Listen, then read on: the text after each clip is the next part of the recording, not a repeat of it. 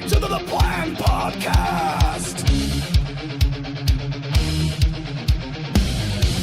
Michigan's elite political podcast is about to begin, live from the birthplace of the Republican Party.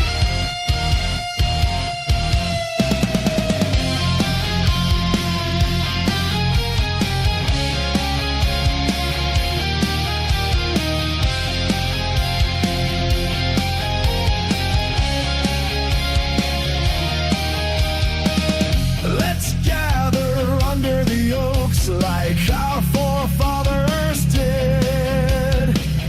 Now more than ever, it's time to stick to the plan.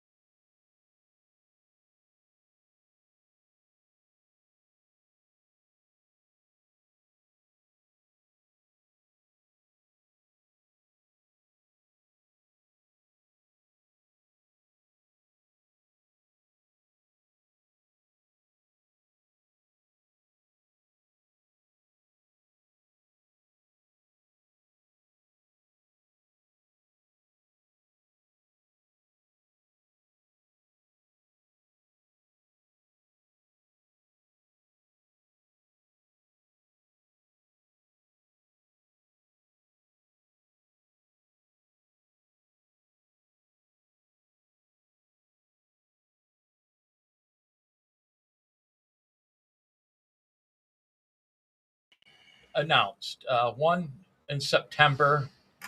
She announced, and then our former co-chair of the Michigan GOP, Bernadette Smith, resigned here a couple months ago, if that, and now she's running. So there are three candidates on the Republican side for U.S. Senate. The deadline for them to submit their signatures for that is April 14th. Rogers already has his signatures. Yeah, I'm doubtful that those two will even get the signatures. They started so late, too. I don't think they'll get their signatures, 15,000 signatures. I don't know if I would announce until I had the signatures. See, maybe you should run, Fair. Corey. You just go out and get the signatures. Now, pains the size of Mike Rogers. They probably had companies out there circulating to get those signatures. Yeah, I mean that's the establishment pick, and that's tough to beat.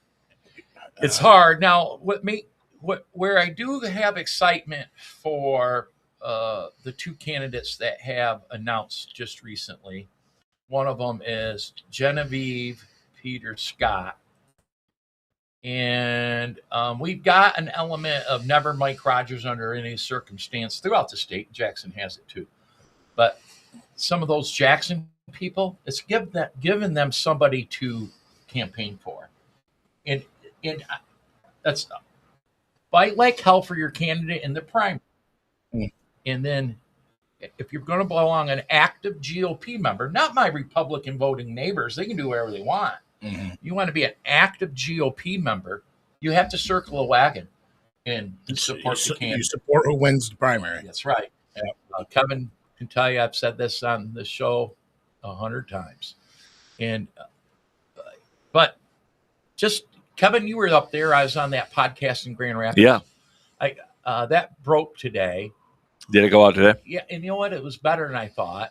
Grassroots proud or whatever. Yeah. But that Lance Griffin brought up, this is how, let's say your candidate loses in the primary, but you belong to a GOP. Right. You're an active member. You come up with a voter guide which we'll do a voter guide. We've Yeah. done them in the past.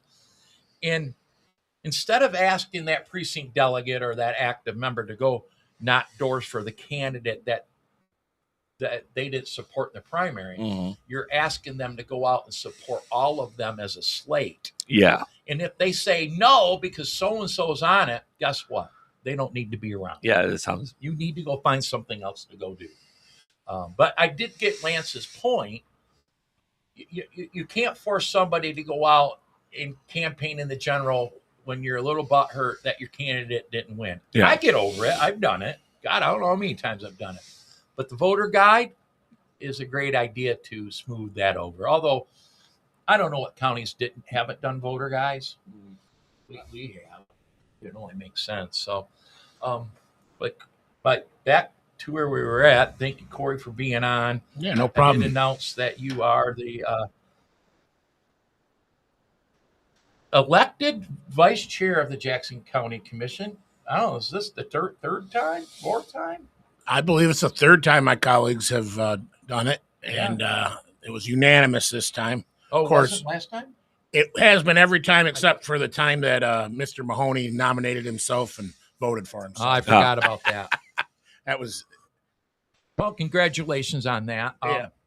I know Chairman Shotwell's been the chairman a very long time, he has. and I know you guys aren't identical commissioners, No, but you guys work pretty well together. we do. We have a mutual respect for each other. We do disagree. Yeah. He'll be the first one to tell you behind closed doors. But at the end of the day, you got to have a collected vision at the end. And there's been times in board meetings where we come out of our Friday chair vice chair meeting and we disagree. And I'm not going to have my arm bent. I will vote the way I'm going to vote. But for the most part, Chairman Shotwell, not for the most part, he does a good job. He's very knowledgeable about Jackson. And we're fortunate to have the county administrator we have. Yeah. We have a good leadership team. So this is what I've always picked up about Chairman Shotwell is, man, that guy knows county government. He does. He and I think a benefit over the years. He's a small business owner downtown Jackson.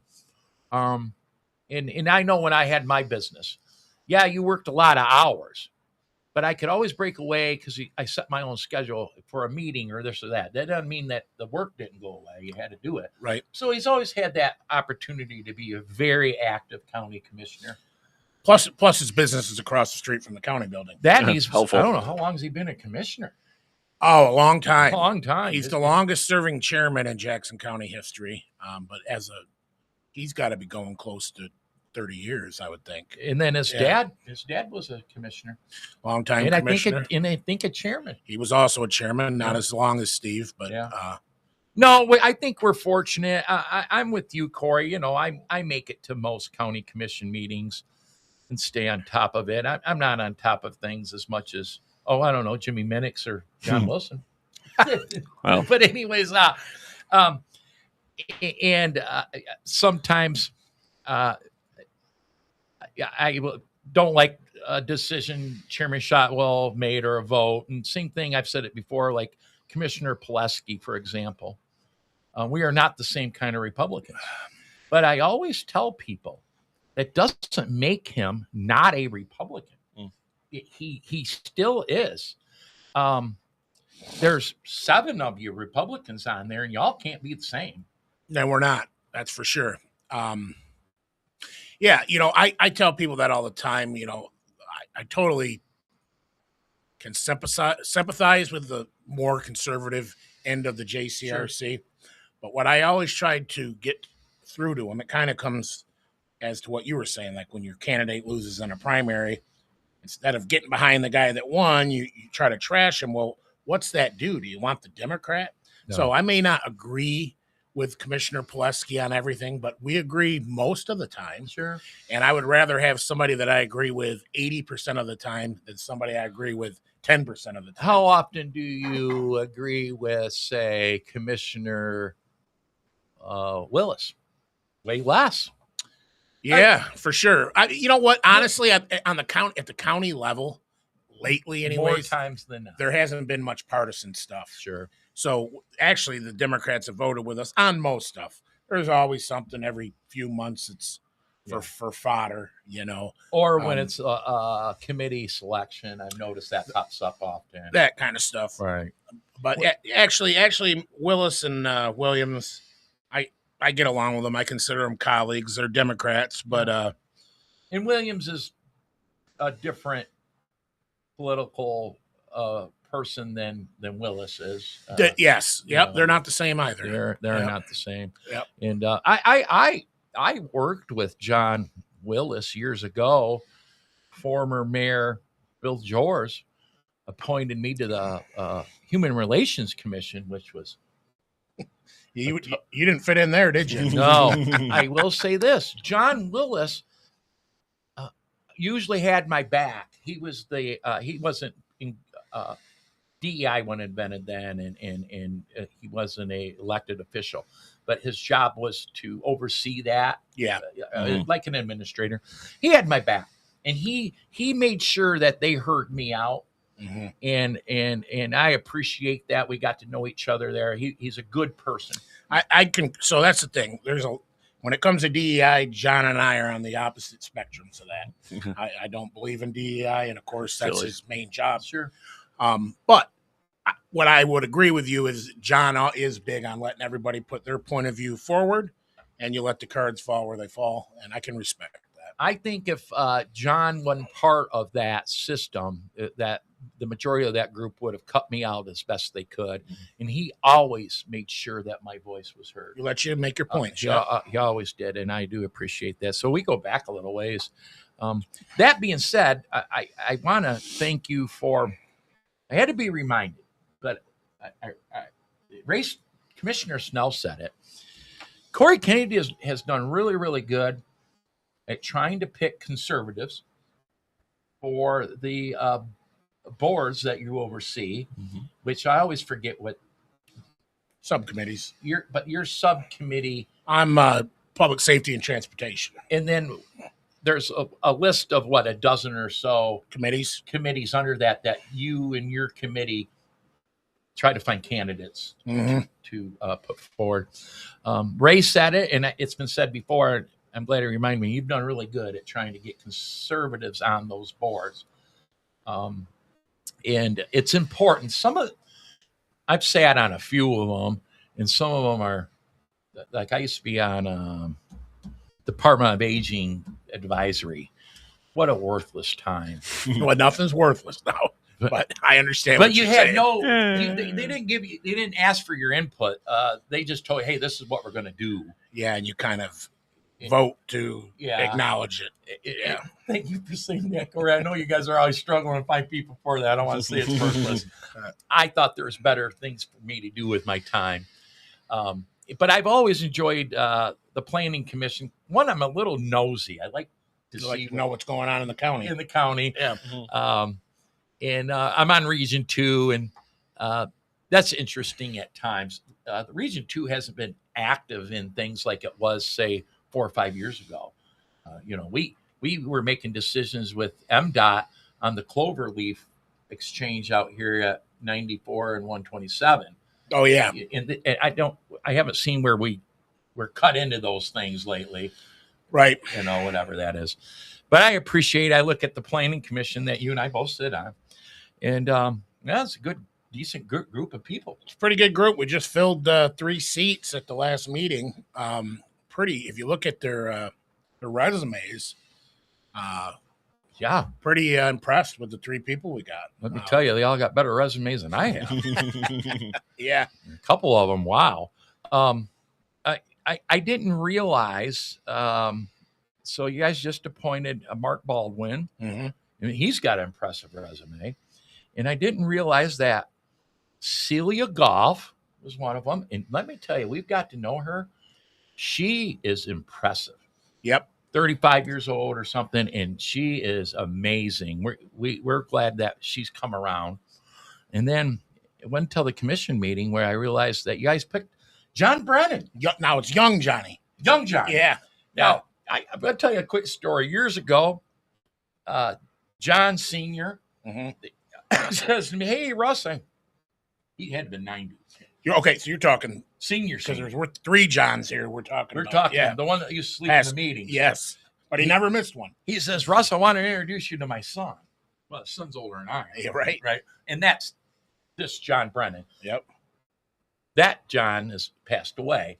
But yeah, I love that old guy. Now, the John Brennan you guys just picked, he's not active in the Jackson GOP anymore, but he is a very smart man. Smart, up and coming, and sounds like he's looking to get his feet wet, and in the future, potentially serving on a township or maybe at the county level.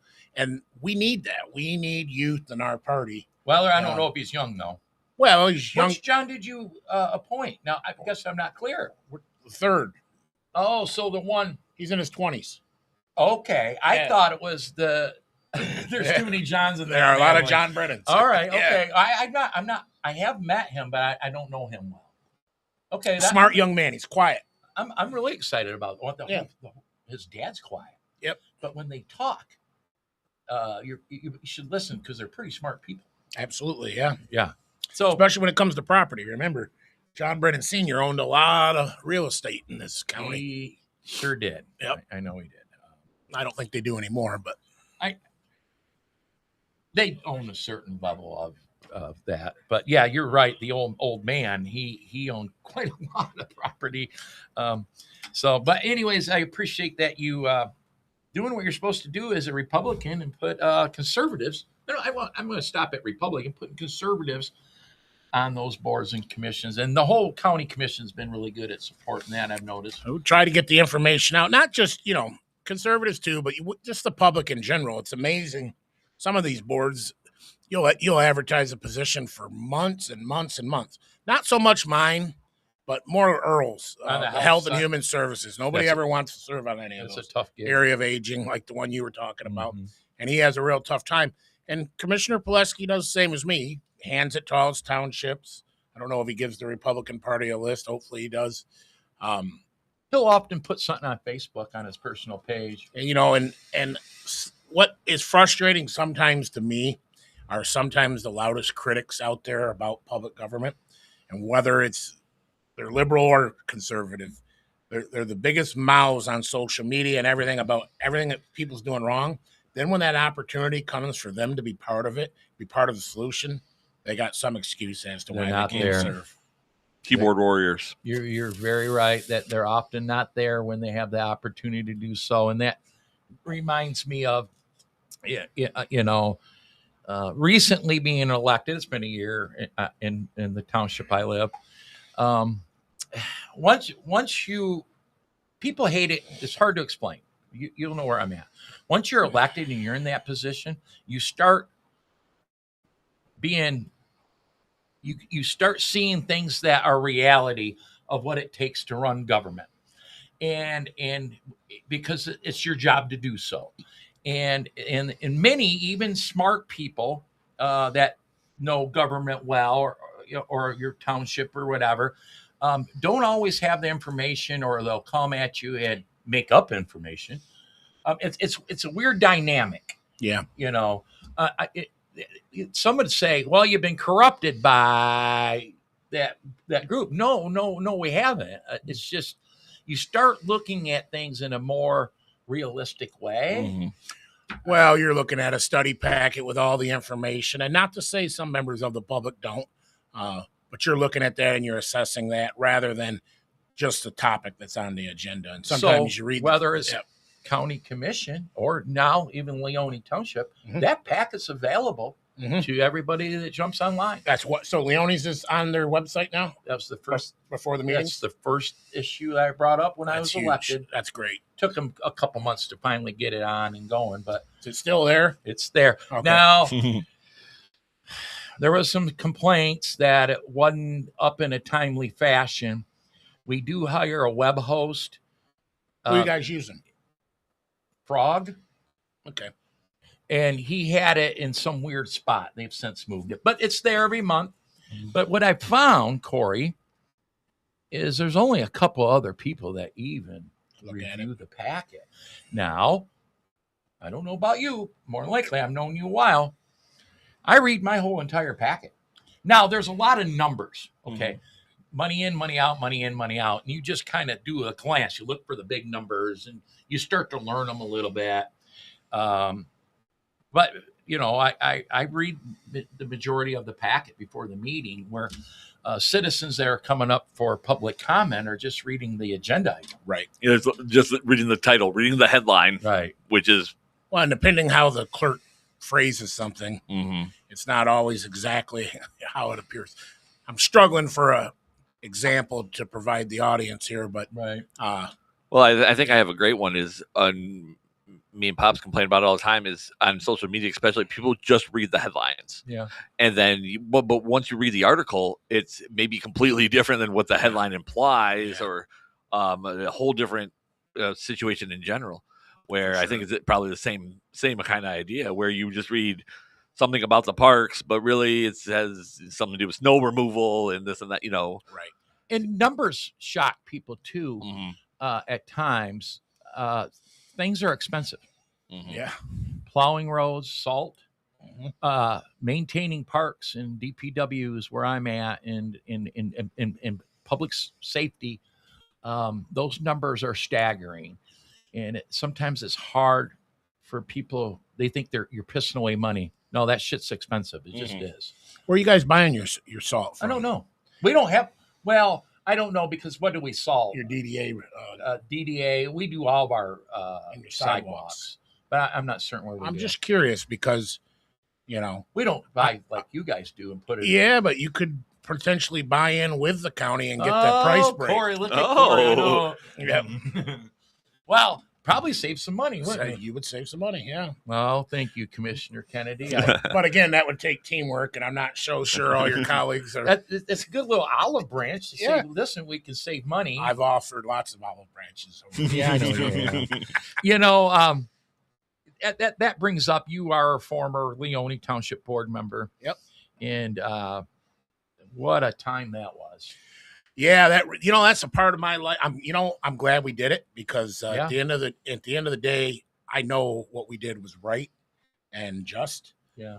But it's not a part of my life I ever want to relive again, and that's kind of why I don't really get involved in stuff out there, because stuff gets nasty out there. It really can. I come up, with you through that. Yep. We become kind of active in this game around the same time. And by the way, it's been a long time now. Yes, yeah, Jeez. a decade. A decade. And that stuff, although necessary, does divide communities. Mhm. And it takes years to repair. And Do you know I still, not as much, but I still look over my shoulder while I'm pumping gas at the Shell station because of one particular person that just hates me over that and other things. You're like, well, that's not the way it should be. my motto was I'm not going to get into this all again, but probably who I'm talking about was making threats and stuff. And I always said, come on over. I need the exercise. Well, you know me, Corey, you and I are the same. You know Yep. me. I'm not going to back down from a physical threat. But, I might get hurt not doing so, but it's unfortunate it went to that. And what's real unfortunate are the people that drew the battle lines without understanding, without just looking at the information and how people voted and who took what money. And well, it comes to friendships. it came to friendships. It- and that's who you how- grew up with. Yeah. And you get in those local races, that's who gets the most votes. And then when an issue like that, well, even though I see it right in front of me, that I've known this person my whole life, went to high school with them or something, and that's where the loyalty always be. And that's that way in every community. Leone's small but big, but not. It's just 14,000 people. Right. That's not tiny. But I take a different approach. Well, things are better now. The board's better. It has its bumpy roads and issues. But I take a different approach where I truly do get along with the board members. Mhm. And I have created a situation, I hope and think, to where, I bring up stuff we don't agree on, but they don't stay mad at me. We move on, or they're not out to get me. And I think that was always the problem. I always will have a great respect for Kurt Cole. Yeah. He's a fighter. And he's a fighter, Smart. but he would lay stuff out and literally tell them, this is the legal way. This is what you should do. And because they couldn't get past that personal animosity, they weren't listening to what he said. And then they would make the mistake. It would cost the township money. And then lo and behold, what he said was 100% right. If you had just listened. I see it often with Kurt. And it's unfortunate that it goes down that road, but it's good you guys are working together better, because at the end of the day, boards do need to do that. Yep. I do believe, though, I don't think you faced an issue like we faced there. And if I had let that go and let those people keep receiving that would money, have been irresponsible. And I don't think I would ever forgiven myself. Yeah. It would eat at me, at my conscience, probably to this day. So it is what it is. So it's done. And it's funny now where so many years past, people that were totally against that recall are now seeing the other side, like Kurt's their guy. It's because you start seeing, and how many times do you get run over to where you're like, yeah, maybe they have a point. You start really looking at it. If you looked at the documents, you looked at the votes, there really wasn't much to defend on their side. But like you said, there's loyalty there and whatever. So that's how I had a stuff Blackman. I've got a real sick neighbor, and they carted my neighbor off in an ambulance the other day. And sorry to hear that. It's been 3 years of this shit. Regardless, I walk out my door and the ambulance is hauling him away again, and a Blackman patrol car was in my driveway. And I just got talking to the guy. I'd seen him before. I didn't know him well. And he goes, "Aren't you Russ Jennings?" I go, "Yeah, Leone." And him and I got talking. And he says, "How's that board doing?" I says, "You know what? We don't always get along, but we don't always agree, but we all get along. I can plop in anytime and talk to Howard. Me and Jerry call on the phone. There's a working relationship. But I will say this, although he's expensive and I'm not a fan, and he knows it, of administrators, Mike Jester has brought some professionalism to that township. I really think so. It's good. So that's what's up there. We're going through this rezoning of heavy industrial. I know you're a part of that. One, you live right near there, and two, you're on the Jackson Planning Commission. I just want to bring up, and I think Kevin and I have talked about it. I got, 1,200 emails. Don't vote no. They were copy paste. Yeah. Mostly environmental. And I responded to every single one of them if they were from Leone Township. I think I was the only one that did so. But my reasoning for being a no vote from the beginning wasn't so much environmental. Spot zoning. I come from the background of this, right? And, I took some heat from people because my no vote wasn't on the environmental side of things with the serious tree huggers. And I'm like, just take the no vote. Yeah, with the win, right? Take it where you can. That was something that's not gone away. That's going to come back up. Yeah. Well, I think they're going to come back light industrial, but it's the same issue. Still spot zoning. Still spot zoning. And I was talking to who the heck is it?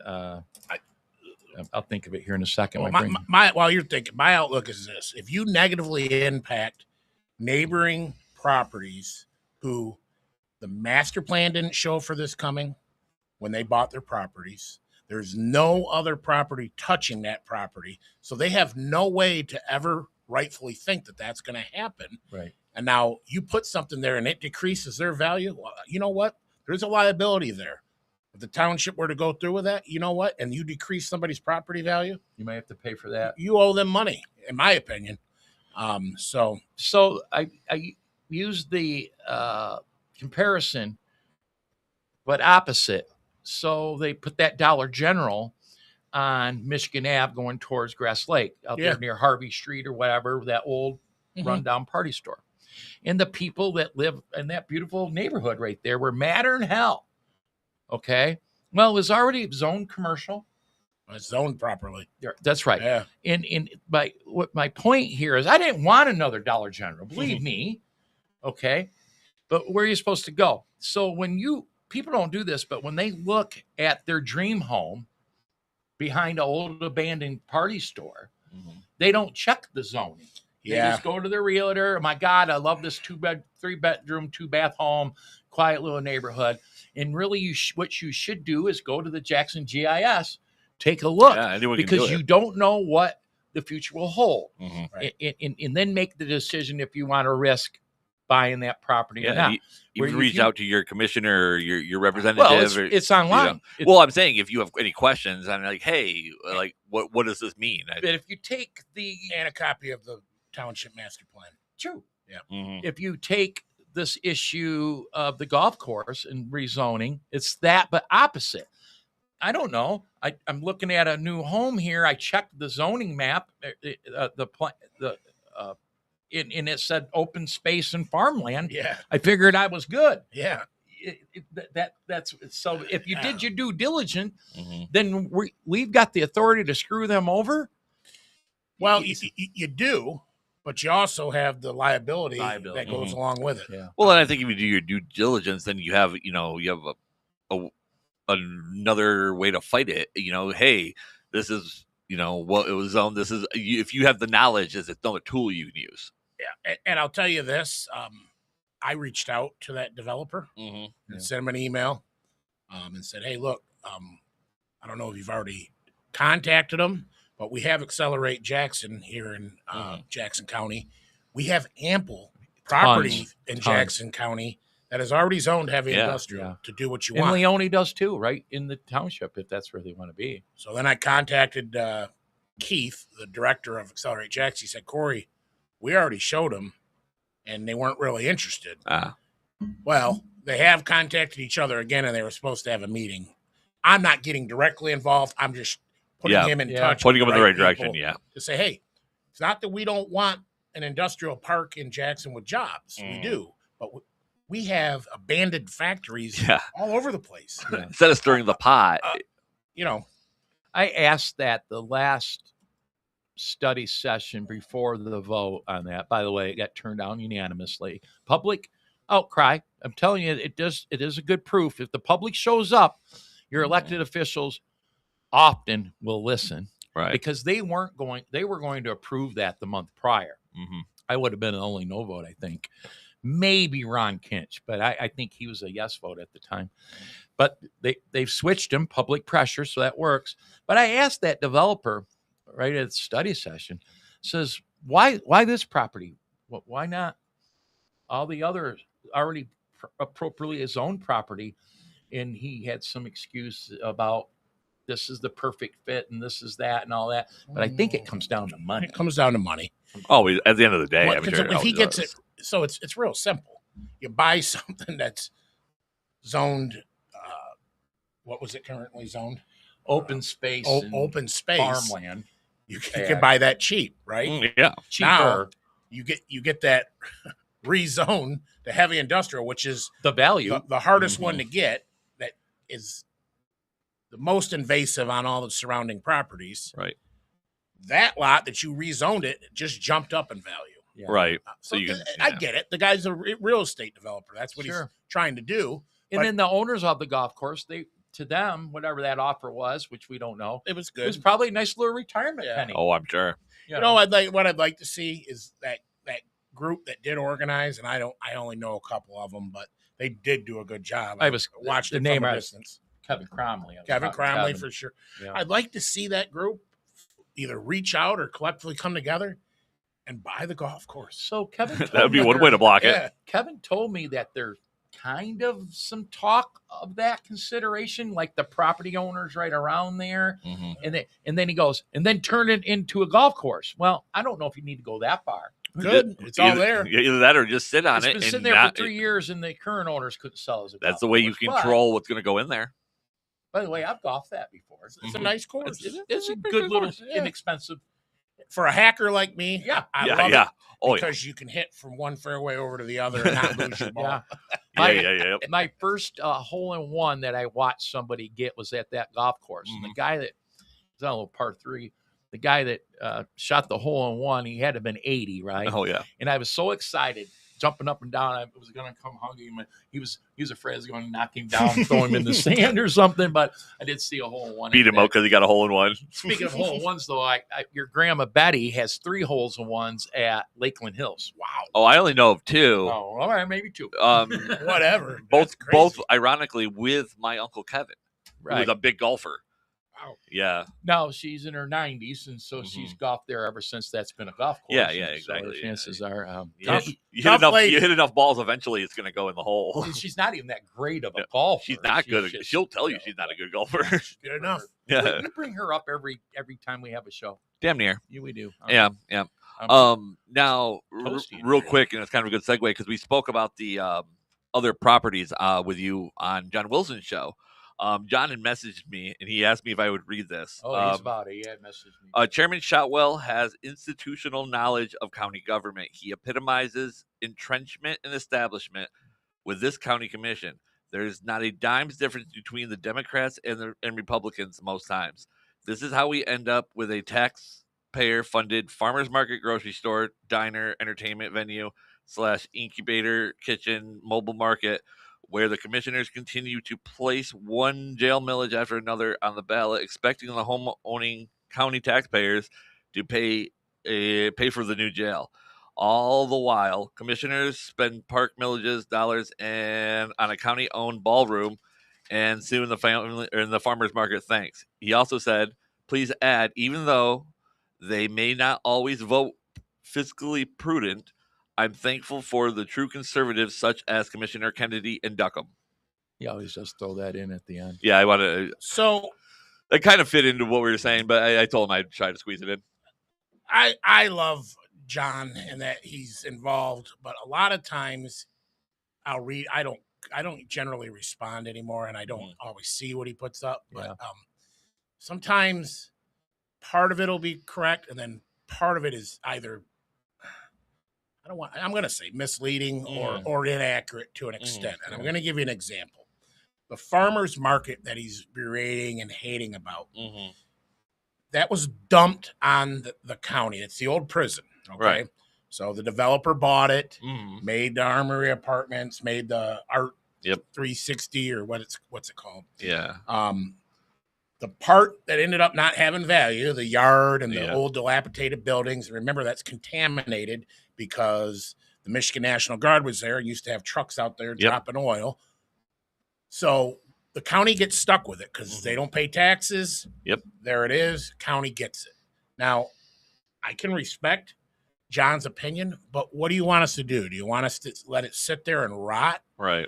You know, so we get grants, so it's not coming out of the Jackson County taxpayers' money. Now, don't get me wrong, grants are federal tax money. Yeah. But the majority of that's coming from other communities. Yeah, right? exactly. So, it's not just our taxpaying money; it's a little bit of everybody's taxpaying money. So my outlook compared to John's will always be different. To him, he says, "Don't take any money, Ever. let it sit." I look at it as, well, if this community over here is going to take it and do something good with it, I can see people complaining like that. Jackson never does anything. Yeah. So long story short, we do all this. We fix the walls so they look respectable because it is a historic site. Right. Am I thrilled with the plan of what's coming in there? No, but it was grant specific that a farmer's market had to come here. Now, here's the part where I say is misleading. I saw a post from John. It wasn't that one you just quoted, but he said this individual that's coming in to run the farmer's market is not paying property taxes. Well, I'm going to use some profanity here. No shit, Sherlock.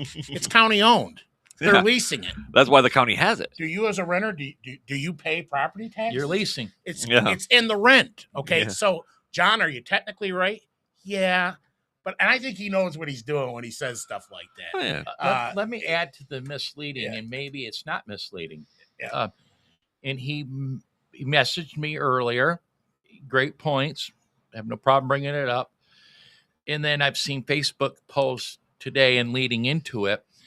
Not only the farmer's market, but somewhere he gets the impression that either I missed it or it's misleading that there'll be a government ran or run grocery store. The only person talking about a government type run grocery store is Dina Morgan in the city. in the city in the first ward. Yeah. I haven't heard one rumbling of that. No. So I don't know where he gets that. It's just Grow Jackson. And I'm not even going to pull any punches. The young man that's in charge of it is a liberal. He is. I'm on the opposite political spectrum. I get it. I know him. But he's going to sign an agreement in the beginning. The rent's not going to be heavy, but if the business grows and he's making money, he will pay more on a percentage basis. Okay. So now, instead of the property just sitting there, something's going to come in and there's a use for it to the community. Now, I also get the argument that John has. Well, you got Keys Produce. I brought that up originally. Why do we need it? I totally get the agreement, but this young man was going to do it somewhere, right? So it is what it is. I don't think John and I will ever agree on that. To me, I will say this: I will absolutely vote. I'm not giving any free stuff away to somebody to make money. If you want to be in there, you're going to pay rent. That's my outlook on it. I don't know if any of the other commissioners or the administrator has different plans in that. I haven't heard that.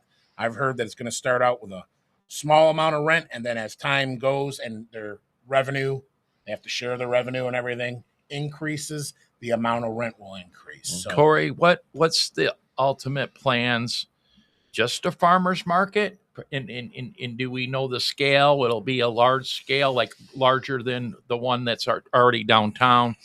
And is there more discussion that you were aware of entertainment facility or anything like that? Right? Okay, so the money that we got from the grant has been spent to demolish the building, and I see. We've laid down new footings and all that kind of stuff.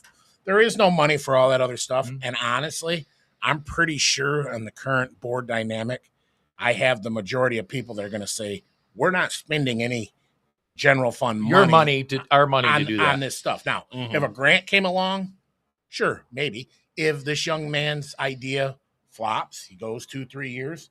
Yeah. Well, the work's been done on the property. It's still our property. So could you use it for something else? Yeah, you could.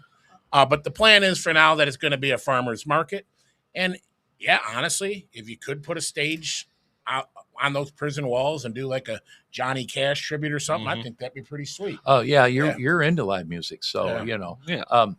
There's space there, I guess. There's a lot of space there. I mean, the last time I was in there, just for the parking for the fair, it would be a cool place for a live stage or something like music venue. I do wonder, Corey, especially since the fair doesn't do it now. Well, they don't do it with the big show. They do smaller shows. But Jimmy Buffett tribute. Sure. You guys don't regret that decision? Absolutely not. So 2 years. No, I don't. I mean, I understand. It's out of the red and in the black. I worked with live music long enough to know, like, oh yeah, I understand pulling that plug. It goes back since I was before I was a teenager. They would bring in live major acts. You know, I've seen Blue Oyster Cult there. Yeah. And on and all on. kinds of artists. So it's shocking to Five Finger Death Punch, Alice Cooper, just people I've seen. Pull the plug, but I got to tell you, I haven't been to a show at the Jackson County Fair in 15 years. Ticket price, and that's why they were low compared to what you'd pay at right. Yeah, booking these bands is sky high. It's incredible. We went wonky $250,000 to $500,000. Sure. Yeah. You got to cover that nut.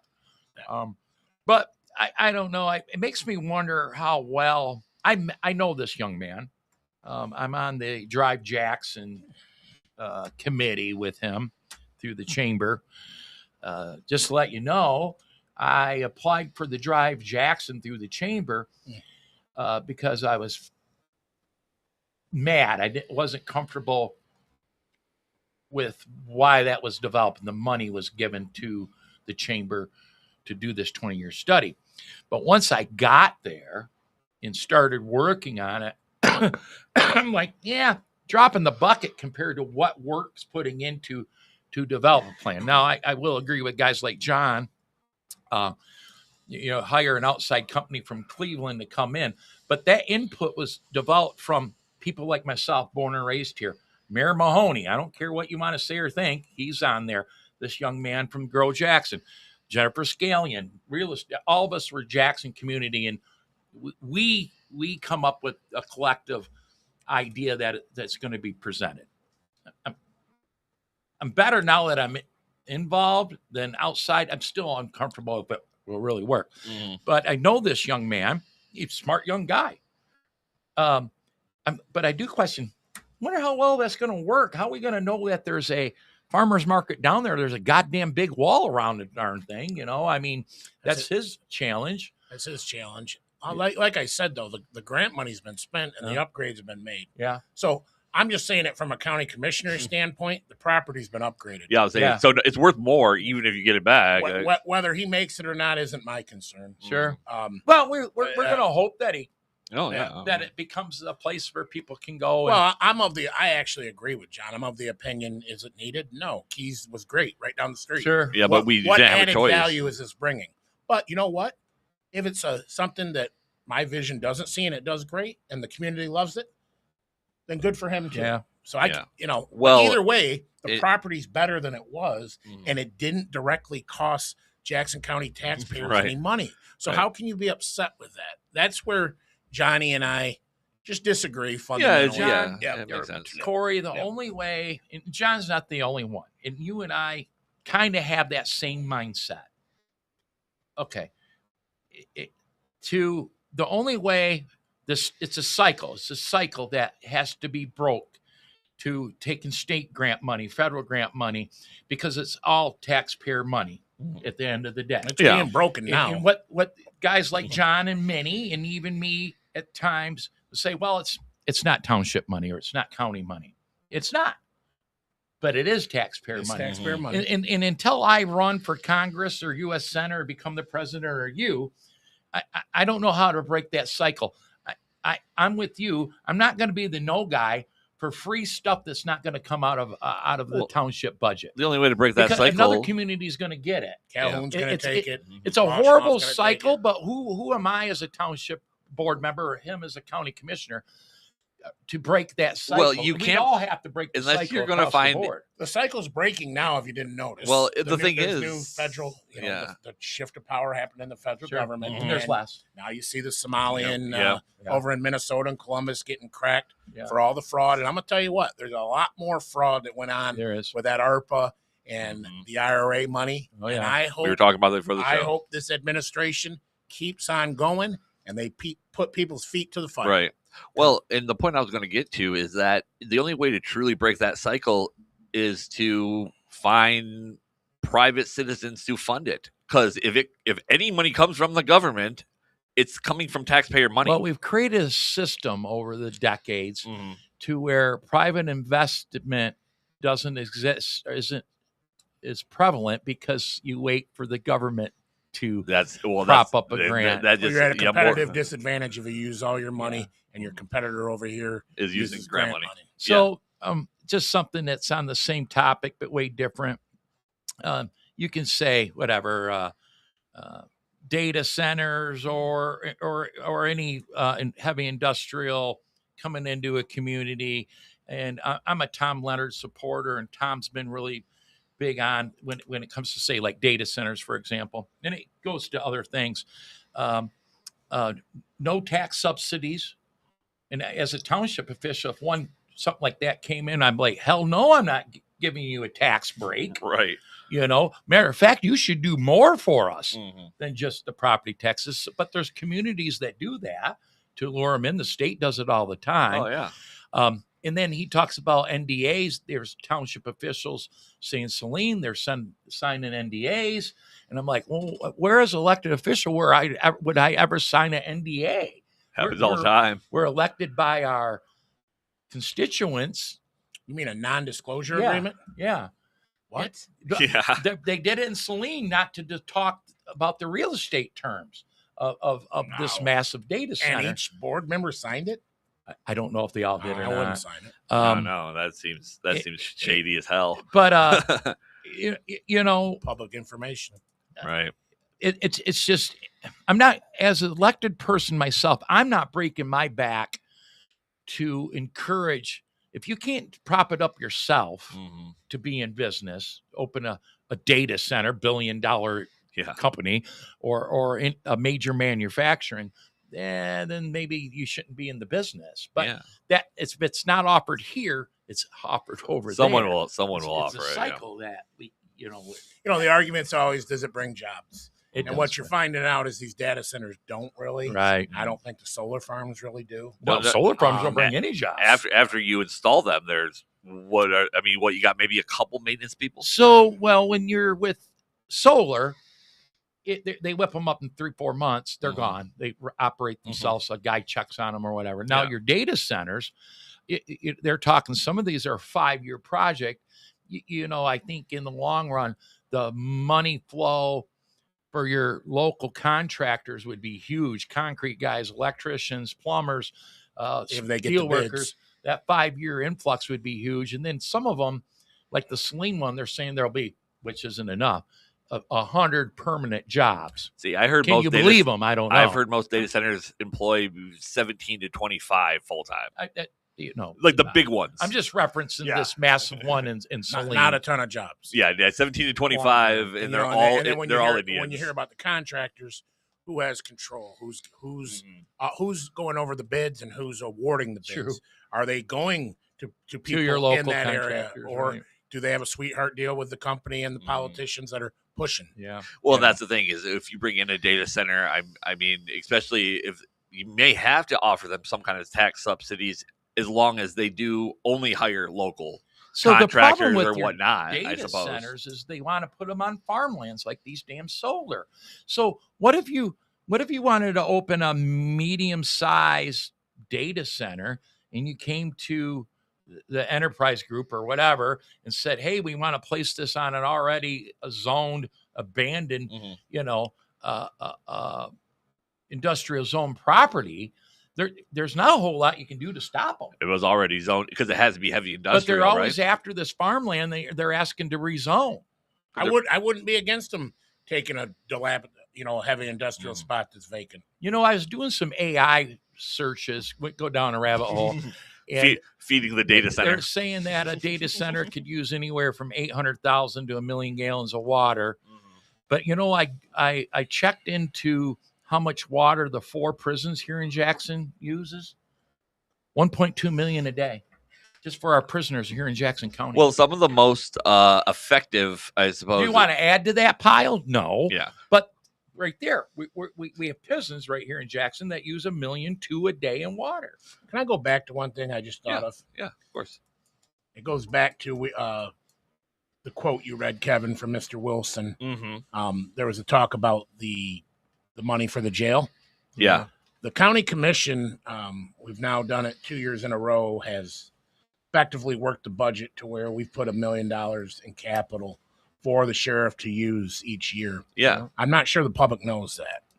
And this Tuesday coming up at 8 a.m. is a study session at the 5th floor of the Jackson County Tower building. The sheriff is actually coming forth with his plan, and it's going to be a multi-year plan.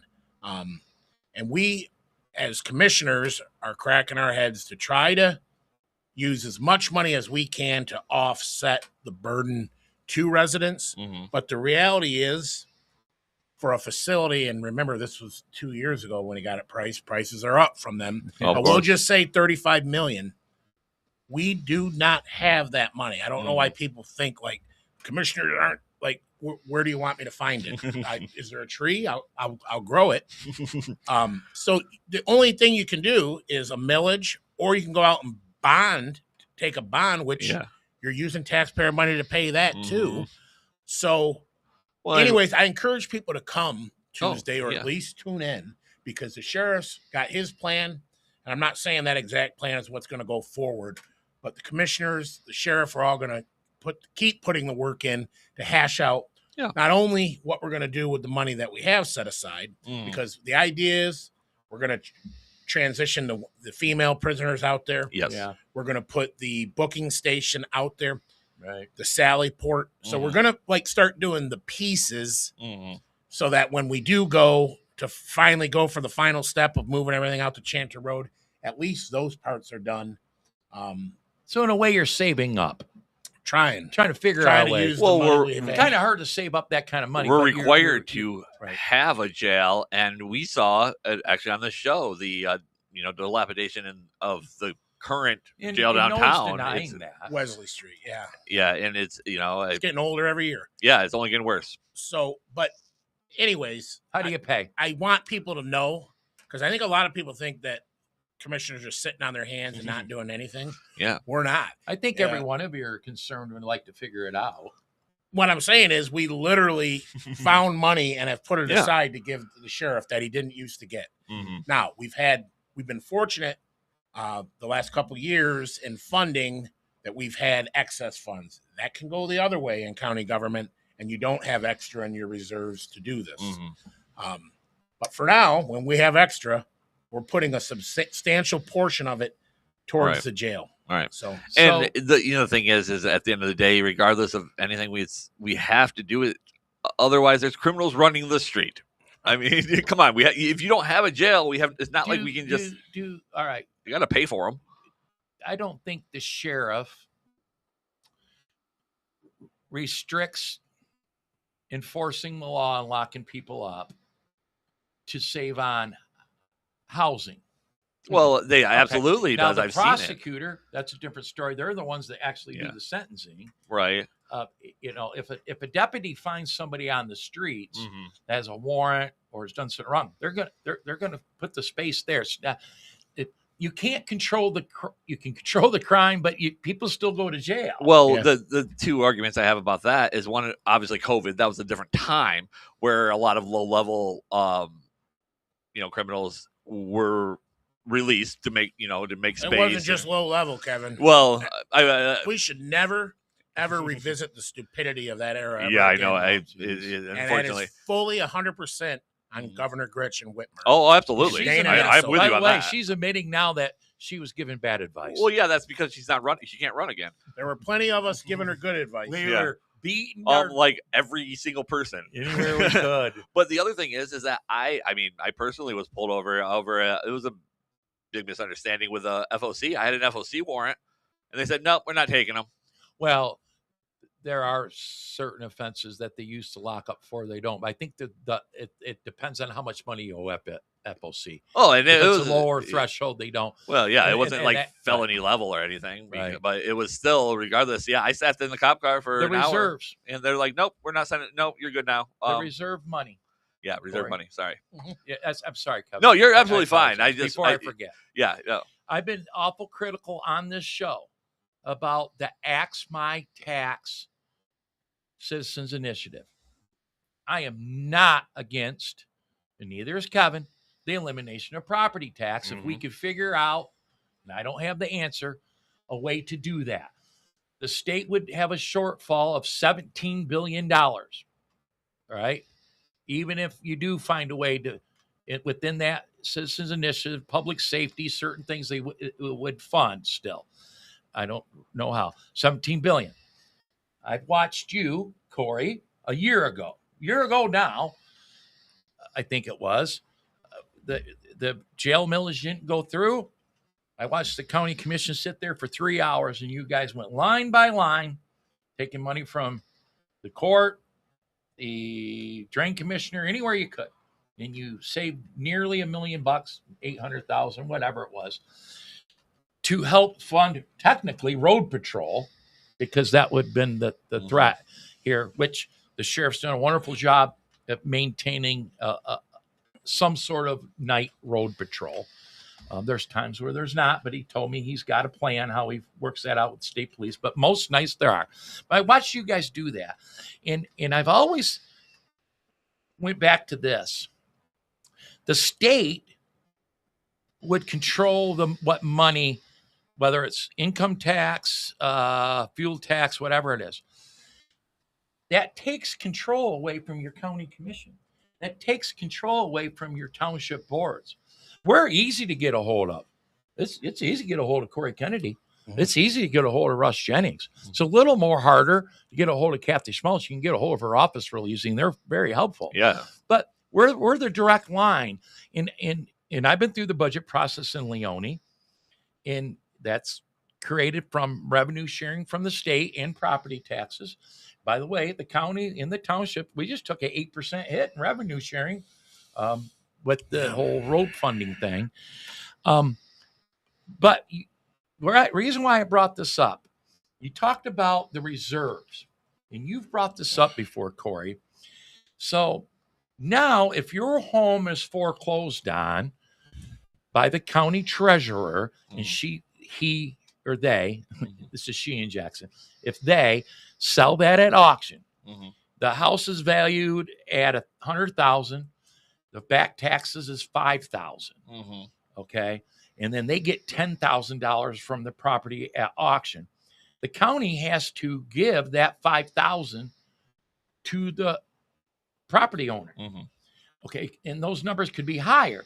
So our county treasurer, you mentioned this 2 minutes ago, I know, worries about that would have to get paid for, right? Under that reserve. Out of the reserves. Because what happens when you go default on the minute you default on your property tax with the township, the county automatically takes it over. Covers that cost so that the townships aren't burdened with that. There's a cost involved. And the county takes care of that end. I'm trying to make the township whole. To make the township whole. So there is I hate reserves. I'm always like looking. There's a swing every year at tax season. Yeah. Where you got to remember how many townships there are in Jackson. And we have to pay it. And so that's another part where some of the critics online talk about reserves, and they're not thinking about that time of year. If you spent even half of the reserves, you would bankrupt the county, because when it came time to make the townships whole, now the county would have to go borrow that money. Yeah, you have to think. You have to look to the future. It's much different than business. Yeah. If you're running a business, you have slow times and good times, and then you hope that you have money to get through the slow time. It's almost like a slow time. Yeah, and I will say that before my time on the board, the Jackson County Commission has always, in my opinion, are erred to caution, and they've been responsible with the money. Whereas the city, I think it's the opposite. I think it's true. So, I think Chairman Shotwell and the current administrator, as well as previous administrators, listen, I could critique everybody a little bit, but I think overall they've always kept Jackson in a fiscally good status. I can't recall any time in my life where things were really, really, really bad. I remember some tough times. Oh yeah. Well, what these boards, being conservative majorities, have always done is they've cut labor instead of putting the burden on the taxpayers. Whereas in the city, you've seen them do the sewer rates. Or not the sewer rates, the water. Water. Well, no, the one they lost, the drains. So the sewer drains. They imposed that, and then they ended up having the rainwater. They were taxing you for the rainwater. I remember that. Why'd you bring that up? That's a good one. So there's only two things you can do in government when you got a shortfall: cut or tax. So in the county, that's how they make money. The county has less sheriff's deputies than they did 20 years ago. We do. The county has less road workers. Every department is leaner than it was 20 years ago. And if you to say they weren't top heavy maybe back then, but I don't know. I couldn't speak on it.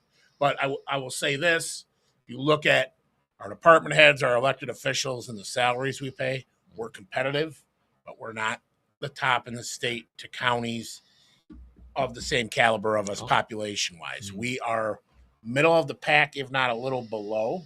Whereas our counterparts at the city, if you look at those positions, they're paying towards the top. Yeah, I've heard some very high salaries. Compare the city manager to the county administrator. Sure. And I'd argue the county administrator has more responsibility than the city manager. I think so. So everybody, there's a homework. So Go ahead and Google. We're not a small county. The parks director for the city, the sewer manager guy, it's 120, 130, 140 a year. The city attorney is 170, 180. They do have a top heavy expensive administrative staff. Yeah, and real quickly, just because we're kind of talking about it anyway, I had missed this. Will Hastings came in on the Facebook side. He says, "Will Jacob Insecchio be paid out of county funds or compensated in any way to run the new farmers market? And what will the recurring costs of to the county for running or maintaining the farmers market?" Did he come Now, in late? it sounds like no, like it will be none. You gonna let me answer? No, Yeah, go ahead. go Sorry. Okay, all right. Yeah, I'm sorry. No, we're not paying him anything. Yeah. And as far as the upkeep, we're already doing it. Now, if you're talking about inside the market, the stands, that's his responsibility. Mhm. But as far as the grounds, we're already doing that, and we will continue. Well, just to like do a it. rental. I Yeah. mean, if you rent a house and the wall falls down, it's the landlord's responsibility to build the wall back up. Yeah, but no, absolutely Okay. not. Okay. And you know what? I'll keep my finger on the pulse. Mhm. But I have not heard the administrator or Chairman Shotwell, and I remember I have a meeting every Friday with him in the leadership meeting. That no, he's gonna sink or swim on his own Yeah. merits. And that's kind of what I gathered from what Yeah. you said. So, He's going to have to prop up his own business. You guys are already maintaining that property, so No, you know what? It's a good deal for him. I mean, he's coming Sure. in. How did he? Um, Is he the only offer that he's the came? only He found one. the grant? No, he did not find the grant. I don't believe. Oh. I think county people did. I could be wrong, but he's the only one that was interested in Oh. running doing it. Do anything? So, again, people with the critiquing, I guess I would challenge this. What would you like seen done with that property, if not that? Let's go back to before accepting the grant, and we've got walls that are falling down, and we've got buildings that are falling down. You were able to use that grant money to fix the walls and fix the building. Well, no, not the walls, but the buildings, yes. Okay. The walls, we use. Would you have had to fix those walls Yes. regardless? Yeah, they were or safe. tear them down. They were a safety hazard. I mean, tearing them down would be expensive. I don't know. It's old prison wall. Well, we did. yeah, where are you going to put it? We I did mean, tuck pointing. I think tuck pointing is cheaper than complete Yeah. destruction. Well, removal. now will cars be able to be parked in there during the fair? That's about all That's you can all that- use that that's all grass that for. was meant to be used It's for. contaminated. Oh, I'm not thrilled with But that back parking, to what but I it was works, saying so. to the naysayers, and I get it. mhm, I don't like government competing with the private sector all the time either. mhm. But what would you do with the property? What's your alternative solution? Yeah. I'd love to hear it. And, maybe it's a better idea for future stuff. But if it's just we're going to let it sit there and do nothing with it and leave hazards. Remember, that's a yard where people from the apartments can come out and walk in. Yeah. Oh yeah. And the two buildings were falling down. So now somebody goes inside there, I was out there last summer, first time in many years. stone hits them in the head, and the county gets sued. Now, they're county commissioners irresponsible. Why did they tear that down? Well, that would cost taxpayer money to tear Well, it and down. you had mentioned that the grant was specific for a farmer's market. So was. would we have lost said grant? Yes, I mean, we might as well use it. that's my outlook on it. I mean, That's why I'm asking, okay, you don't like the idea. I totally respect your opinion. Mhm. What's your alternative? Yeah. What would you have done differently? I'd just like to know. Or they could probably purchase it off the county and do whatever they want with it. Absolutely. We'd love to sell it. We would love to sell it. Take all the burden off the I taxpayer. have a thought. How many gun turrets are there? I know of two. There's probably three or I four. think there's 4 left. I don't know. I should walk that and It- see. it- Yeah. Can people, go up in the gun turrets? Maybe that's a little angle, Jackson Park's angle. I don't know if they They- want people up in there. That's a lot. That's a whole liability thing. that thing was built in the 1800s, Oh, man. right? Yeah. No, well, and don't forget they did a prison museum over there off of Cooper, I They did think. on And that Didn't didn't do make so it. well. No, I didn't make it.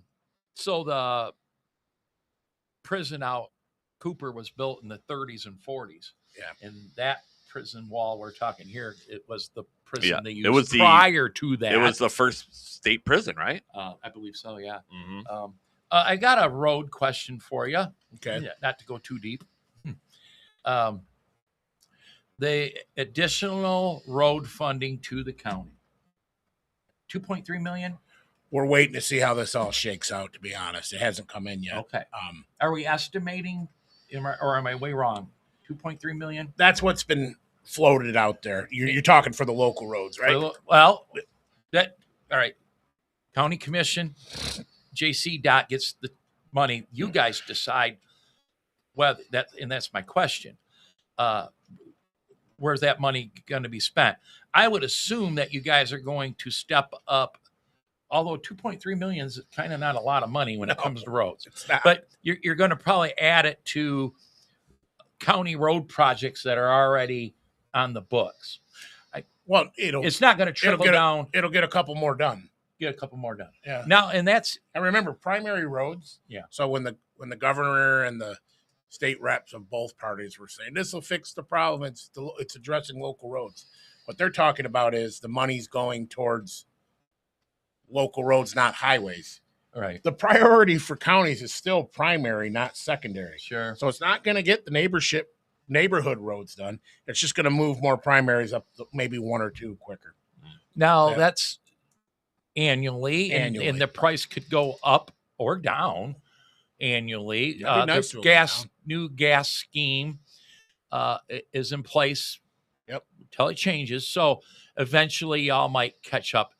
I made the recommendation at a county commission meeting, maybe to give us the townships a 50-50 instead of 730. I doubt Leone would still jump on it. But talking to other you meant townships, 50-50 on that extra money. right? Is what you had suggested. Or just in general. No, can't do it in general. Or on the 2.3. Huh? It was on the 2 point. You forgot what your point was. Trying to get some roads fixed to my township commissioner. Listen, the money's the money. Money's 2.3 million doesn't allow us to do 50-50 when 70-30's been the established. 2.3 million. That ain't much. But that ain't a lot of money. I talked to chairman about that. I said, I don't disagree. Put that 2.3 million out there. Put it out to the townships. We'll give you 50-50. First bidders get it. Yeah. It's providing incentive to get roads fixed. I'm with you on that. You've told me. Yeah. The majority of townships do put some sort of take advantage of the 730 to some degree. Might be a small amount. But others might be big. Your township's the only one that. Yeah. And some of them are super rural, Pulaski, Hanover Township that don't have any money. Yeah. And Leone does have money compared to most townships. A lot has to do with the excise tax of marijuana. Yeah. I don't see it, even if we had an opportunity at 50-50 on part of the $2.3 million, Leone's probably not going to budge on that.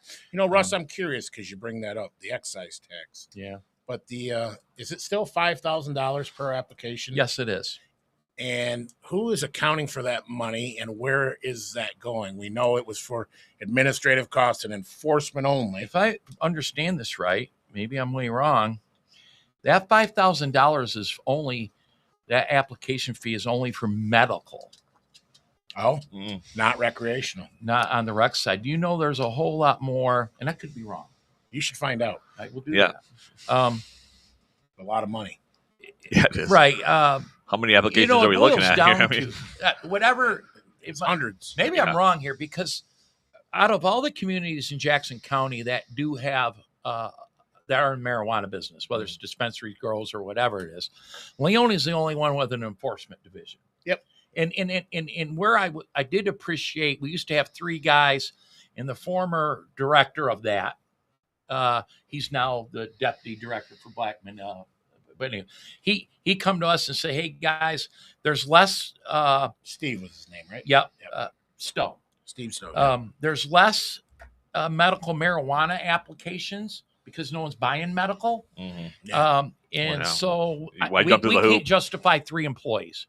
And so they came to us and went down to 2. Wow. And they do finally give us their updates. I think it's a sweet gig if you're a cop. I'm assuming so. It's a sweet gig. Ain't so bad. And they did just, I didn't push back on it. There used to be a sergeant that ran it. Mm-hmm. They wanted to make that position a lieutenant, and that lieutenant makes $98K a year. So it is a sweet, sweet gig. Lieutenants at Blackman Leone making $98K a year. Yeah.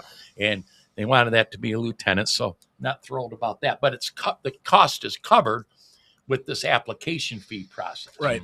And I look at it in a small justify in my mind. Yes, they're not answering complaints or pulling people over for doing 90 down pay jab or anything.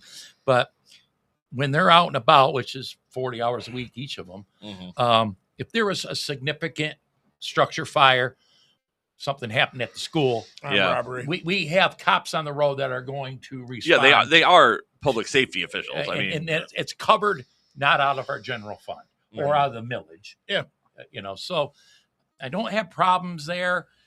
It's one of those things you better keep an eye on, though. And I am going to make sure where's that 5,000, because if it's one, it's always a moving target how many licenses altogether we have in Leone. I think it's 72. It was more than that in the beginning. Some have gone. Well, applications are different than how many were granted. I'm sure there was. Things change. Yeah. But even if it's 72 and it was each and every license times 5,000. Yeah, that's You're talking significant. What's that? 350,000? Probably higher than that. No, Well, it's more than that. 5,000 Over times here doing the math. 75. Doing that old school grocery store. 360,000. Okay, I was rounding. Well, but maybe I did 7 times 5. you know what? That it would probably cost that much to run that enforcement unit. Well, and somebody has to administer that. yeah, it's probably about right then. I'm not opposed now that we're here, and Corey, I don't think you are either. Now that it's said and done, Leone Township being in the marijuana business has been better than I thought it would be. Yeah, I haven't seen a huge increase in crime. I will say this: in the beginning, with that ordinance, they're like, "You'll never smell it." Da, da, da, Yeah, da. you do. Yeah, that's always the argument. That's not true. Yeah, I've I gone smell it through- everywhere I go. South Street, that grow over there every time, and then I was going down. That's not the issue. I was going down Thrush Road. Yeah. Middle of nowhere. I'm smelling. There's outdoor That came- grows. That came from choice. No, you know what? I talked to Sergeant Stowe about that in the beginning because the East Jackson Yeah, that's your area. kids were telling me, because I was coaching football then, and the parents were like, "You need to do something." I thought they weren't supposed to smell it. Da da da da. So I called Steve. I said, "Steve, I'm outside right now. I mean, I can smell it." And he went. He was like, "Corey, it's not choice." He goes, "Believe it or not, there's outdoor grows going on down, I believe, Thrush Road." And medical. And he said, legal medical. We're not going out to bust it because the state AG has already said we're not prosecuting marijuana." Oh, yeah. So it's not even. Yeah, So we had that same problem on Falahy Road. And there's, I think, a grow in 2 dispensaries on Falahy. And a complaint kept coming through, and it ended up being at a resident of a legal medical marijuana grower. And you can grow outside, you can grow in your garage, and they're not covered by the smell ordinance. Right. So you're probably correct on that. Well, and how They're do you not enforce so we got that? a weed grow going. Yeah. Legal. Yeah.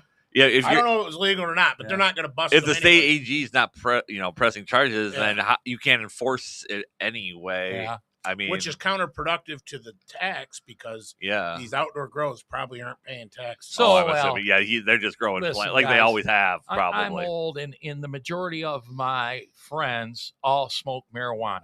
Okay, I don't, Kevin. You know that. Yeah. But the majority of them do, and many of them have grown over the years, and some of them have been weed dealers back in the day.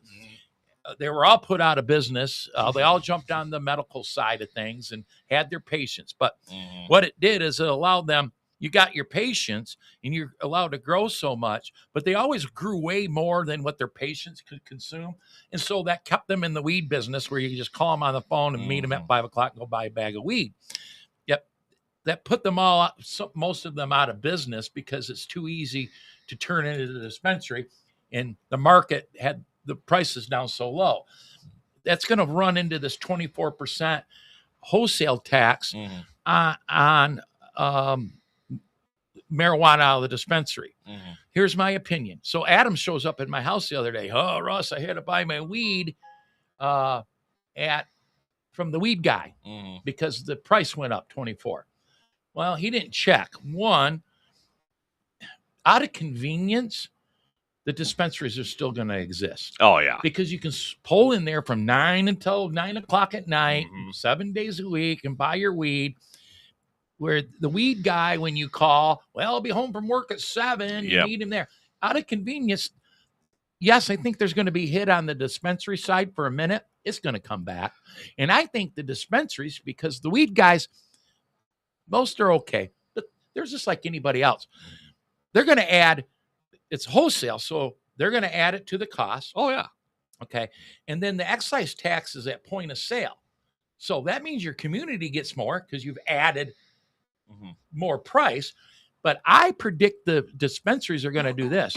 They're going to tack on 27 or 28%. Oh, yeah. Why wouldn't they? To recover margins that they've been short on for 5 years and just say, well, it's that state tax. Yeah. Or the thing is most people who are going there, yeah, they'll see an increase, but your average person like myself, like occasionally I will stop at a dispensary to buy gummies to help me sleep. Oh, you're reading? Oh, yeah. But they, when it really boils down to it, is like, I'm not going to notice that 24%. It'll come back. The reason why I pay attention to dispensaries closing in Leone Township, as a board member, I don't want the excise tax amount to go down. Right. And I've always said, yeah, 2 of them are closed lately. Consumption's still there. They're just moving their business to. Yeah. Well, there was customers are just going to other dispensaries. The market was flooded. What you get is based off the amount of retailers you have. Yeah. If you didn't know that. But I think the market based off the raw sales. The market was flooded. How is that? That's the formula the state uses. Yeah, because county gets a cut too. Yeah, the market was flooded, and now that's why I think we're seeing it starting to even out, and that's why the dispensaries are closing. I mean, you can't. There's only so many dispensaries going to be able to stay open to survive. There's only X amount of people telling me prices, and I'm like, oh my god, that's less than when I was in high school. Oh Yeah, no, it is. I It's insane. lived It's insane. next Talk door about to inflation. one. That's the only thing that survived inflation. It had deflation. Yeah, a ton. I literally saw the one on Ann Arbor Road advertised, I think last Christmas, like buy an ounce for like $85 and we'll give you an ounce. And I'm just like, it was nuts. What? So now it's back up. I have no idea. I don't smoke. But I just happened to notice that they had a big flashy sign that said it. That's the only reason I knew anything about it. By the way, in the original ordinance, none of that was supposed to happen. I remember that. Yeah, well. I do remember that. Now they got the one over there behind the oil change place on Ann Arbor Road. It says, "We sell weed." Oh, and yeah, a big digital sign. well, I don't think that was ever the well, they changed owners there, or at least changed names 3 times. Oh, I just 3 remember times. These dispensary guys, all about the big boys like Choice and the ones that are right off on Ann Arbor Road, they're changing all the time. Yeah. 2 of them have closed right up. Yet one was in a ridiculous spot way down Page Ave at the railroad tracks at Ballard Road. Yeah. No one was going all the way down there. It was a nice one. And the other one is the Leaf and Bud that was too far down the road too. Location, they all come. It is. Doesn't matter what retail business you're in. It's convenience too. You talked about it's more convenient to go to the dispensary unless it's inconvenient to go to the dispensary. We're running out of time, and I do want to talk about Jamaica. Oh yeah, I got some stuff. So I went down there with the money that we raised, and we achieved our goals. Awesome. Now the sad part is everywhere we went, especially the first one where we took building supplies. The neighbors saw it in their eyes, and they're just running to you. Oh, you're helping this person. And what about me? And you're talking about home. But we're talking homes that are gone, no roofs, just terrible. So, and then we also transitioned. We met up with the Cajun Navy, World Central Kitchen. Right. They found out what we were doing. They were like, "You guys are driving out into this?" And we're like, "Yeah." They're like, "We need people like you. Will you take 200, 300, 400 hot meals at the World Central Kitchen and hand them out to these devastated areas?" And I'm like, "Yeah, we'll take it." And water. Added resources. And everywhere you went, man, we run out and there's still people there. That sucks. Crying. Yeah, that's begging for you to come back. And we reached the end of I only had 6 days because I got bills to pay myself. Right.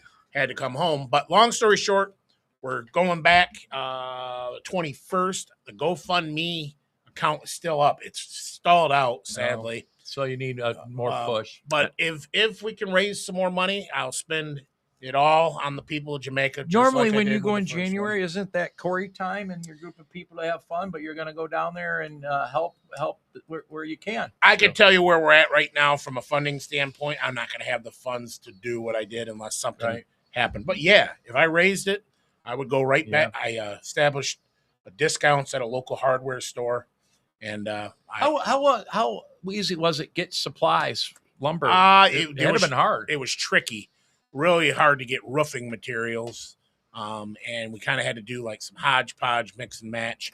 Luckily, I got some really great local friends that I've known for years who happen to be in the carpentry industry, and they helped. But it's a challenge. How are things down there now? They're getting better, but there's still areas that are cut off. I've got some videos that Kevin can play. Absolutely. I'm getting those around. Is that GoFundMe is on that QR code, right? Yes. Was Okay. there ever U.S. help significantly? Oh yeah, because it really wasn't reported that they were down there pouring a lot. Here's the QR code, everyone. And you complained that the local government wasn't doing hardly shit. Well, they were, but there were certain areas that are just not getting any help at all. We saw nobody. They were focusing more on St. Elizabeth, which is where Black River was that got devastated. Yeah. But spots in Westmoreland that were hit just as hard, we're driving through. People are sheltering in schools, and there's nobody there. And they're 100% reliant on private groups like us bringing them food, bringing tents, bringing all this kind of stuff. They don't have the government infrastructure to help like they need to, or do you think there's nowhere near? They were, and yes, America was the number one donor. Donald Trump the Trump administration also brought in 2 of the giant choppers that went off to cut off areas. The U.S. military went down there. There's U.S. Power line workers that are doing a tremendous job. I had video of that. I should have sent it to you. But anyways, yes, America definitely helped. Canada was, I think, number 2. Yeah, I saw the Canada was a big contributor. Yep, Canada. Our friends in Canada were helping, and then it kind of drops off. But yes, there's America. People are doing better though. Some of them are probably used to the devastation. You learn to survive. Not to that level though. though. Things are getting. The scope is insane. How far are we in? We're a couple months into this now. Aren't we? We are, and I'm telling you. I mean, I'm not there. I'm just relying on what my friends are telling me. But I can tell you, some areas I went, there's no way, even if you had all the resources, you could rebuild an entire town. So yes, like Negril, Montego Bay, where tourists are going, it's pretty good. Yeah, I'm you sure. and I both know somebody before you went down to help. Someone here locally had took their vacation down there. I mean, and they were like, yeah, it's but it depends on where you're at. They had to stay pretty much at their hotel. Sure, you're not going to go there's a couple places like YS Falls, some pretty big tourist spots that are. The paths to get to them and everything are severely damaged, so it's going to be. You're still flying in certain airports. Getting to the hotels you need to. For tourism is their thing. So the airport was knocked out, and they got that repaired pretty quick. Yeah, I guess Montego Bay one. But anyways, Kev, were you able to get that or no? Yeah. Which video did you just want go me to right play? down the. Okay. Line. I think there's 4 of them. Yeah, right? I have 4 videos. I don't know which order you sent them, but. It doesn't I'll matter. just play them. I'll narrate what they Yeah, are. no problem. I'll get them pulled up right now. They're all pretty short, Russ. So Yeah, no problem. Just waiting for it to do its computer also, on Facebook, I run the Real Jamaica Island-Wide Vibes page. And on the GoFundMe link, I put all the updates of everything that we that's did. a pretty big page. Yeah, we got almost 10,000 members. Yeah, you've grown that over the last few years. I remember when it was created. And normally this trip is to have the Island-Wide Vibes party. Right. But we are going to do a bar crawl because some of the owners are like, "You're not canceling, are you?" I'm like, "Are you sure? Your place just got blown out." But they need the money. Yeah, we'll figure it out. Yeah. Okay. I think it's ready. Boop. Oh, hold on. Got the audio. Well, there we go. They're hearing it. We're not. So the sad part, if you're looking behind, this is the lady running it at Petersfield. You see these people behind, and you see the looks on their faces. Those are the people that came. That were turned away. Yeah, and a lot of them had already walked off. Can you make it play, Kevin, or did you? I paused it so we could speak. Oh, well, I'm not seeing the faces. Oh, little kids. This was really hard to my camera's not picking up people to the left and the Sure. right. And there's an upstairs. And as I'm leaving, we were handing out powdered milk and she's pleading for beds, blankets, pillows. Because literally there's 500 people inside that school. Just sleeping on the floor and taking whatever they can get, I'm assuming. And they were going to throw those people out. Now, this is out in a place called Little Bay. Mm-hmm. And so the viewers can't hear the volume, huh? Yes, they can. We can't. Unless you put the headphones on. Here, I'll turn it up a little for you. Okay. But they should be able to hear. Yeah, they're hearing it. Okay. So this is a cutoff area, and there'll be another video where you see what we had to do to get to it.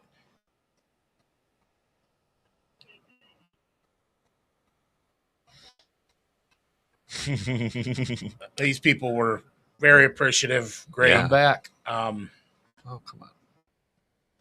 All right, what else we got? This guy. Here's how we had to get to this place. This is 30 days after the storm. Yeah, And look what's in the middle of the road. I remember seeing this video. And you see the hole in the road. Oh, boy, the whole We road. had to pick this thing up and go prop it up against that wall. Oh, wow. People in this community were thanking us for that. They hadn't been able to, nobody had crossed this. They hadn't got to it yet. Now, this guy, I had just told him, I said, geez, don't touch that. It could be live. Yeah. Well, and He knew, though. the first thing I noticed, it won't work now. First thing I noticed is when we complain about our roads, that's all cool. But Let me take him for a ride. yeah, look at this pothole. Yeah. You know, We are truly blessed to be Americans. We don't know Yeah, how lucky we are to every day wake up, have clean water running. yeah. And even with our roads in Michigan being That guy pretty right bad, they're drivable. Yeah, look at that. I mean, that's a crater. So that took up 3/4 of the road. Oh, I would believe So it. luckily, we had a guy named Kelly, Babington Kelly's his last name. We call him Captain Kelly, Jamaican that lives in America. Anyways, well, no, he's an American now, but if we didn't have him, we wouldn't have got past here. Yeah. Even with moving the power line, you still had to maneuver and get around. And we came to some spots I can't even describe it. Like I'm like, we probably should turn around. He's like, no man, we can make it. I was like, all right. You're like, well, hey, more power to you, I guess. Oh, this is the same Same one. All right. 1, 2, 3. Must be this one. No, that's that one. Did we play all 4? Doesn't make any sense. I didn't get on 3. All the way to the first one. This one here? Yeah. So this was a little bit of what we did here. This is the second home. Here we're delivering dirt, sand, steel rod. This is to build a cement home. This was a house that was a total loss. It was a board home that was just totally knocked down. But we had to pay the trucks, pay for the materials. So I stretched that $5,000 as far as I could go. And we got two properties done. So anyways, like I said, But it's good that you picked up the resources from the kitchen thing and that you could go and make an impact. Yeah, they threw it on the Feed some truck. people. And what happened is this group called Cajun Navy, Right. we also handed out MREs, which are meal replacements that the Army uses, all kinds of stuff they supplied. They bring the stuff in, but they won't pay for transport. Oh. So they're looking for people like us. And the problem, I get it. Jamaicans need the money, but I'm talking to these taxis. I'm like, why don't you take these out to your hometowns for free? And they're like, I'm not doing it for free. And so Right. you got into these snafus and we're like, well, I'm already paying this truck driver $300 to take these materials. So, let's throw it on there. And Well, if you're Corey- interested in donating, here's that QR code again for everyone. Yeah. Thanks for doing that. I know you have a big heart for Jamaica. Just humanity in general, to be honest. You do, but in Jamaica, though, Yeah. I know your relationship with Jamaica. Yep. And it probably wasn't easy to go down there and see that. It was hard. A place that you love. Yeah. And the people, the people, you understand the people probably more than anybody does. And so everybody appreciates that.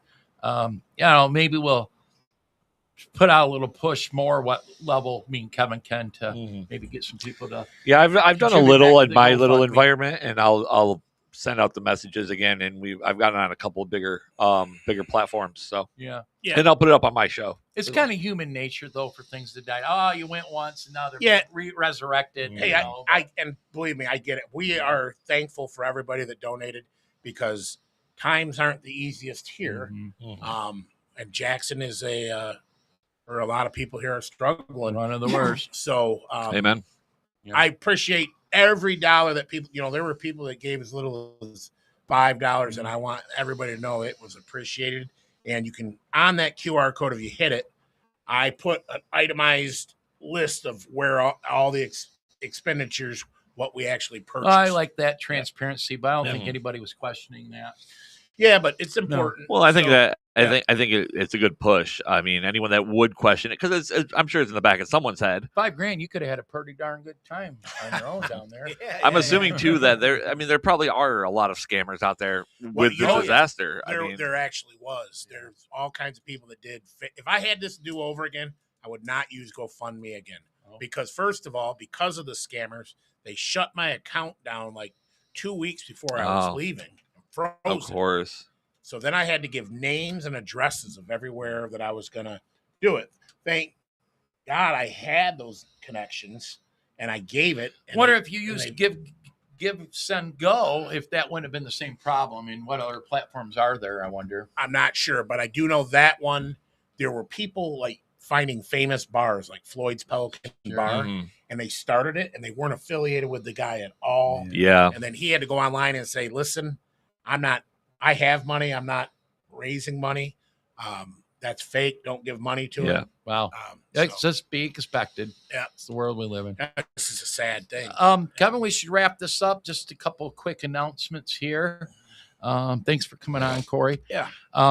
This Saturday, 10 until 2, is the citizens only vote signing petition final blitz. They've been circulating that since late summer. I think the signatures are due at the end of the month. So statewide, several locations to come sign that petition. That is to where you have to have an ID, and only legal citizens vote. By the way, they can. You think you shouldn't have to do this, but it's the case. So that petition is available and has been available at the Jackson GOP since day one. But the final get out the signature push is this Saturday right here at the Jackson GOP, 209 East Washington, in the Commonwealth Commerce Center. Just come up to the Suite 320. We'll even give you a pop of water, a cup of coffee, hang out, whatever you want to do. But that's Saturday, the final push. And those are statewide, but we got one here in Jackson. So see you Saturday. The following Saturday, the 17th, is our candidate forum, Attorney General and Secretary of State candidate forum. All those candidates will be here in a forum question answer type of a situation. Not really too much of a debate, somewhat of one, but that's all the candidates for those positions. And those are the candidates that you're going to vote for at the state convention in March. So it's a great way to come up here and get to know, maybe decide who you're going to vote for at state convention. These people aren't selected in a primary. They're selected by the precinct delegates at state convention. And whoever wins in this state convention with these candidates goes to the general. Okay. So that's the distinction of by being a precinct delegate. Right. These are the only type of candidates that you get to choose. The rest are chosen at a primary. So that's the 17th. The doors open for that at 10 o'clock. That'll run at 11 o'clock till about 1 o'clock. And we're going to provide, donuts and coffee and bagels and orange juice, things like that. So come on up. And you can find out more about that at jxngop.org. That's org.org. That's what you're looking at right now, folks. That's right. And our Chief of Staff, Chris Baird, does a wonderful job on our website and updates it frequently. Every now and then he slips, and I call him on the phone, but he's usually right on top of it. But you can go there for all kinds of information. You can go there for information about your county commissioners, upcoming speaker series events. It's loaded full of information. Then something I haven't brought up in a while, Kevin, that you can access some of your favorite podcasts. Oh yeah, from that's that on here too. That's website. right here. From Rescue Michigan.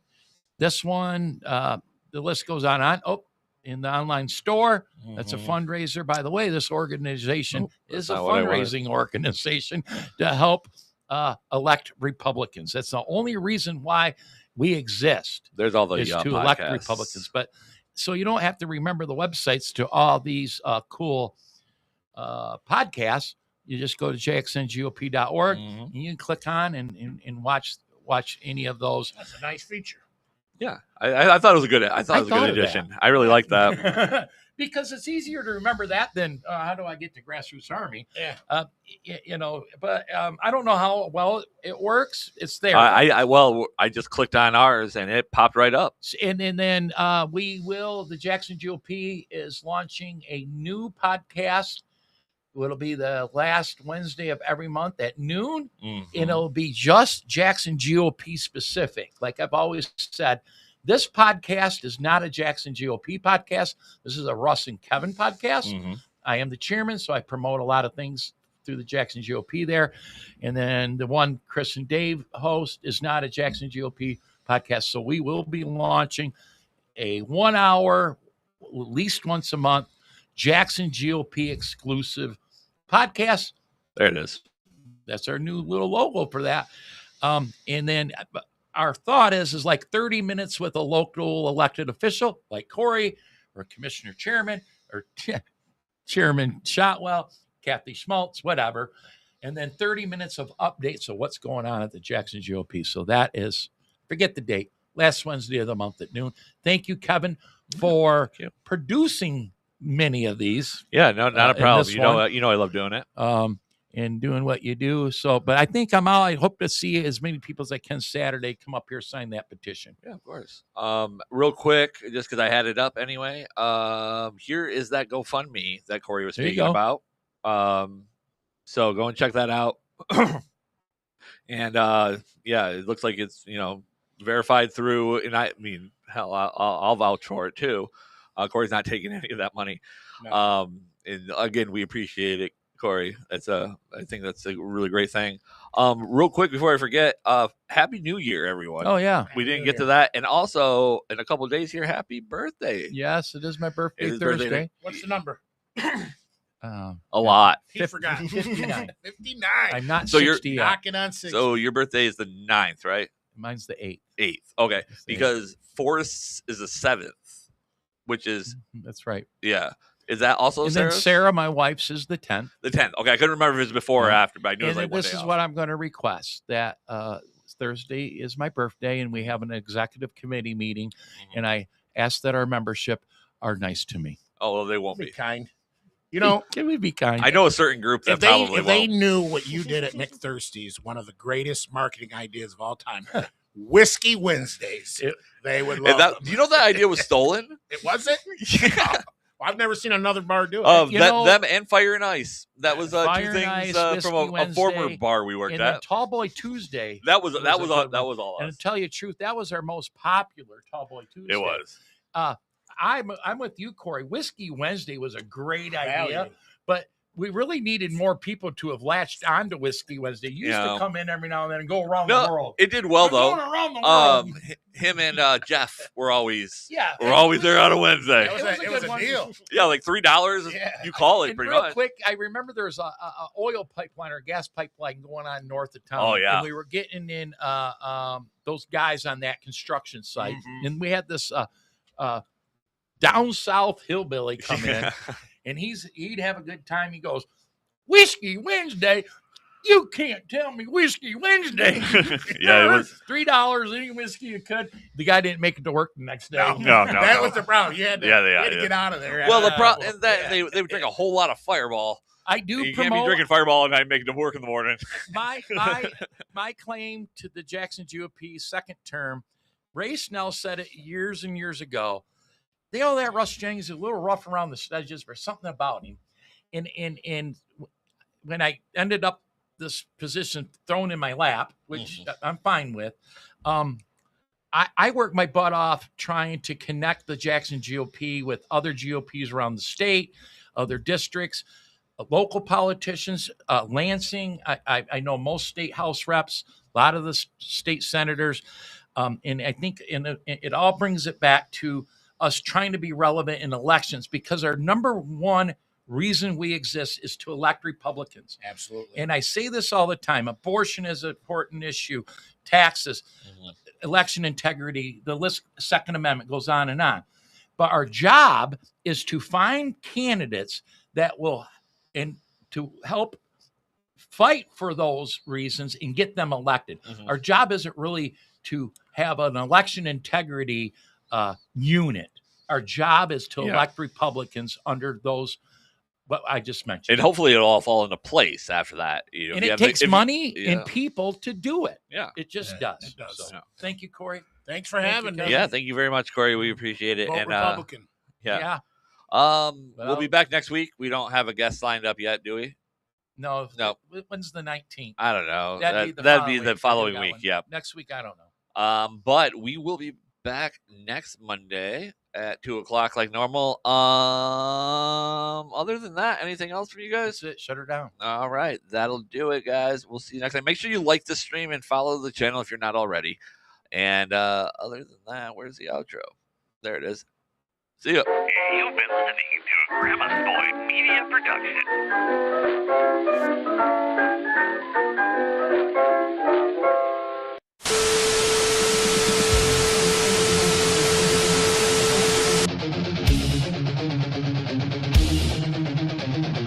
Welcome to the Stick to the Plan podcast. Michigan's elite political podcast is about to begin, live from the birthplace of the Republican Party.